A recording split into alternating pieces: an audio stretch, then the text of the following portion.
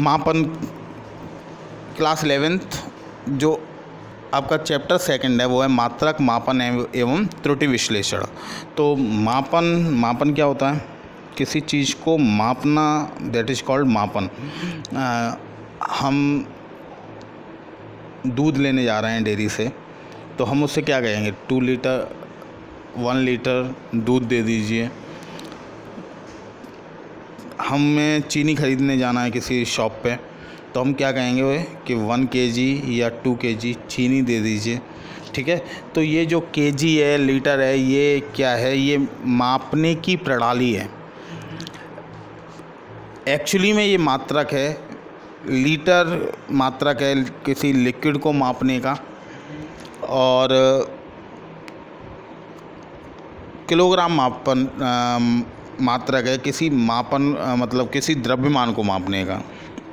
ठीक है, इसके अलावा लंबाई, द्रव्यमान, ताप, चाल, बल, समय, ये सब ऐसी राशियाँ हैं जिनको हम किसी न किसी चीज़ में मापते हैं। ठीक है, तो इसमें आप पहली हेडिंग डालिए मापन और लिखिए वह प्रक्रिया जिससे हमें यह पता करते हैं कि किसी दी हुई राशि उसी प्रकार के किसी मानक राशि का कितने गुना है, मापन कहलाती है।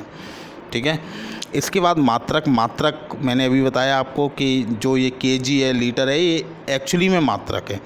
तो वह सर्वमान्य मानक जिसका उपयोग किसी भौतिक राशि की तुलना के लिए किया जाता है, उस भौतिक राशि का मात्रक कहलाता है।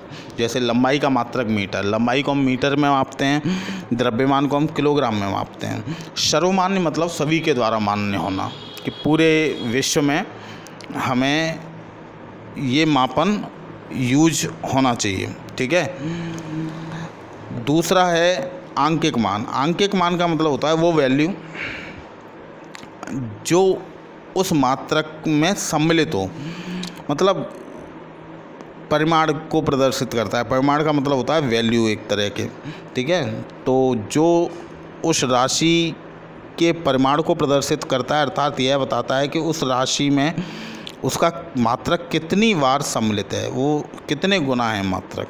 ठीक है, तो जैसे हम किसी छड़ की लंबाई 20 मीटर बताते हैं, तो इसमें मतलब है कि ये छड़ की जो लंबाई है मीटर में, ये 20 बार सम्मिलित है।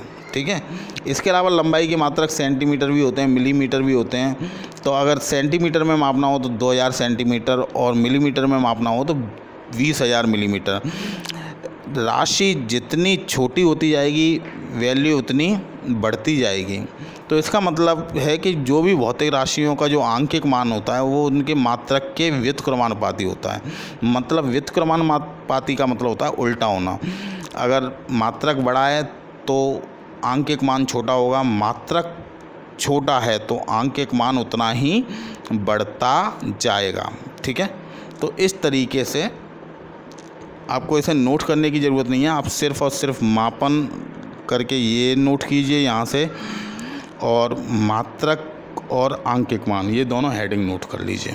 ठीक है, इसके बाद आते हैं कि मात्रक बेसिकली दुनिया भर में अलग अलग जगह अलग अलग लोग रहते हैं, अलग अलग देश में लोग रहते हैं, और तो वो अलग अलग राशियाँ यूज करते थे मापन की। लेकिन अब ऑब्वियस है कि आज के दौर में कभी कभी सिचुएशंस ऐसी हो जाती हैं कि लोग अलग अलग जगहों पे जाते हैं घूमने, तो वहाँ पे अगर अलग अलग चीज़ें अगर मिलेंगी तो इंसानों के लिए समझना मुश्किल हो जाएगा।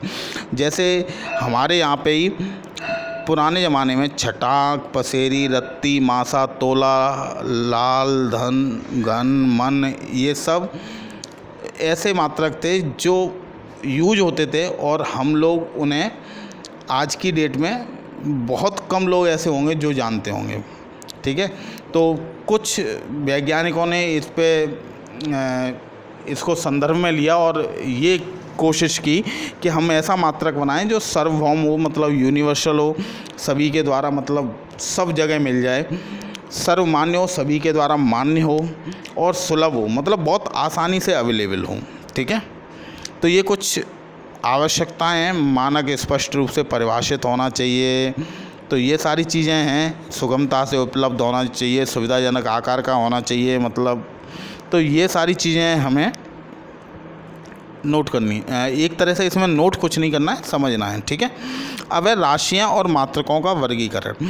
तो दो तरह की राशियाँ होती हैं, एक तो मूल राशियाँ, मूल राशियाँ जिनको किसी दूसरी राशि के पदों में व्यक्त नहीं किया जा सकता, मूल राशियाँ कहलाती हैं, और इनके मात्रकों को मूल मात्रक कहते हैं, ठीक है। ये आप मूल राशियों में हेडिंग डाल देना, मूल राशि हेडिंग डाल के। और दूसरा, एक ऐसी राशियां होती हैं जिन्हें मूल राशियों की सहायता से प्राप्त किया जा सकता है, ऐसी राशियों को व्युत्पन्न राशियां और इनके मात्रकों को व्युत्पन्न मात्रक कहते हैं। तो आप इनको भी एक तरीके से नोट कर लीजिए, ठीक है। टोटल 7 मूल मात्रक होते हैं, metre, kilogram, second, ampere, kelvin, candela एवं मोल, ठीक है। तो मैं इनके बारे में अभी बता रहा हूँ आपको। इसके बाद है मात्रकों की पद्धतियाँ। मात्रकों की पद्धतियाँ क्या है कि अलग अलग जगह पे अलग अलग मात्रक होते हैं। CGS, फ्रेंच सिस्टम में CGS, मतलब सेंटीमीटर, मास मतलब जो लंबाई थी उसको सेंटीमीटर में मापते थे, द्रव्यमान को ग्राम में और टाइम को सेकंड में मापते थे। MKS में लंबाई, द्रव्यमान और समय को मीटर, किलोग्राम और सेकंड में मापते थे। FPS का मतलब होता है फुट, पाउंड, सेकंड, ठीक है। ये ब्रिटिश सिस्टम है और इसमें लंबाई को फुट में और मास को पाउंड में और सेकंड को मापते हैं टाइम, सेकंड में मापते हैं टाइम को, ठीक है। अब सारे देशों ने मिलके एक सिस्टम इंटरनेशनल डी यूनिट्स नाम से एक संस्था का गठन किया है, जिसमें जो मात्रक बनाए गए वो पूरे के पूरे विश्व में सर्वमान्य हैं, ऐसे मात्रक बनाए गए, ठीक है। तो इसमें लंबाई का मात्रक मीटर लिया गया, मीटर के और भी मात्रक होते हैं लंबाई के, kilometre, centimetre, micron, decimetre, millimetre, milli micron, मतलब ऐसे होते हैं जो बहुत छोटे होते हैं और बहुत बड़े भी होते हैं, ठीक है। ये माइक्रोन, मिली माइक्रोन ये बहुत छोटी राशियां हैं और किलोमीटर बड़ी है, सेंटीमीटर भी छोटी है मीटर से, डेसीमीटर और मिलीमीटर ये भी बहुत छोटी राशियां हैं, ठीक है।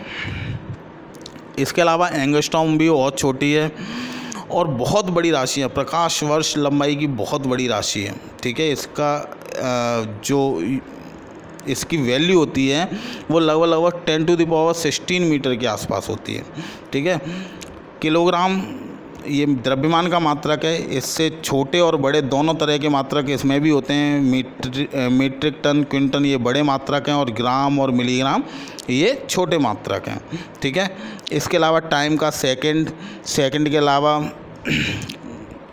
घंटा, minute, milli second, micro second, nano second, pico second, ये घंटा और मिनट बड़े मात्रक हैं सेकंड से, और ये सारे छोटे मात्रक हैं बहुत ज़्यादा, ठीक है।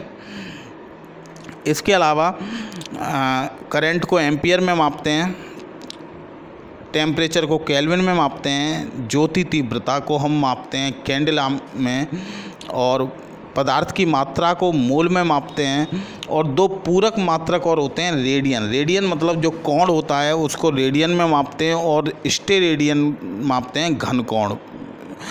घन कोण आप 12th में पढ़ेंगे और आपको वहाँ पे अच्छी तरह समझ में आ जाएगा, और बाकी आप अभी के लिए इनको याद कर लीजिए। और ये 7 मूल मात्रक और 2 पूरक मात्रक आप इनको नोट भी करते जाइए, आप ये आपके लिए काफ़ी ज़रूरी है, ठीक है। आप यहाँ से मीटर हेडिंग डाल के और आप इन सबको नोट कर लीजिए, ठीक है। तो आज के लेक्चर में बस इतना ही, आगे का जो वीडियो होगा वो मैं अगले लेक्चर में बाकी का पार्ट कराऊँगा। Okay, thank you.